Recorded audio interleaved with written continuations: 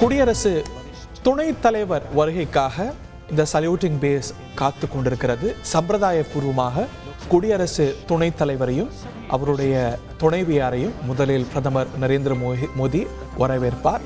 அவருடைய இந்த 10 ஆண்டு கால ஆட்சி காலத்தில் இந்த தவணையில் அவர் கலந்து கொள்ளக்கூடிய கடைசி குடியரசு தினம் என்பது குறிப்பிடத்தக்கது. இந்த ஆட்சி, இந்த 5 ஆண்டு கால ஆட்சி என்பது நிறைவு பெறுகிறது. பல வகையில் முக்கியமான லேண்ட்மார்க் இது. நாட்டுடைய 75வது குடியரசு தினம் என்பது இந்த நாடு எந்த தூரம் பிரயாணித்திருக்கிறது என்பதை காட்டுகிறது. துணை குடியரசு தலைவர் அவருடைய துணைவியாரோடு வருகை தரக்கூடிய காட்சிகள் இவை.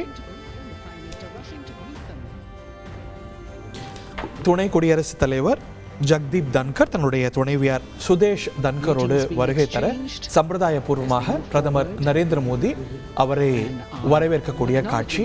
மீண்டும் ஒருமுறை சம்பிரதாயபூர்வமாக நாட்டுடைய முப்படை தலைமை தளபதிகள் மற்றும் பாதுகாப்பு செயலர் உள்ளிட்டோர் குடியரசு துணைத் தலைவரை அவருடைய துணைவியாருக்கும் வணக்கம் வைத்து வரவேற்கக்கூடிய காட்சிகள் இவை. குடியரசுத் தலைவர் இன்னும் சற்று நேரத்தில் வருகை தர இருக்கிறார். அதற்கு முன்னதாக குடியரசு துணைத் தலைவர் ஜக்தீப் தன்கரும் அவருடைய துணைவியார் சுதேஷ் தன்கரும் வருகை தரக்கூடிய காட்சிகள் இவை. செய்திகளை உடனுக்குடன் தெரிந்து கொள்ள உடனே சப்ஸ்கிரைப் பண்ணுங்க.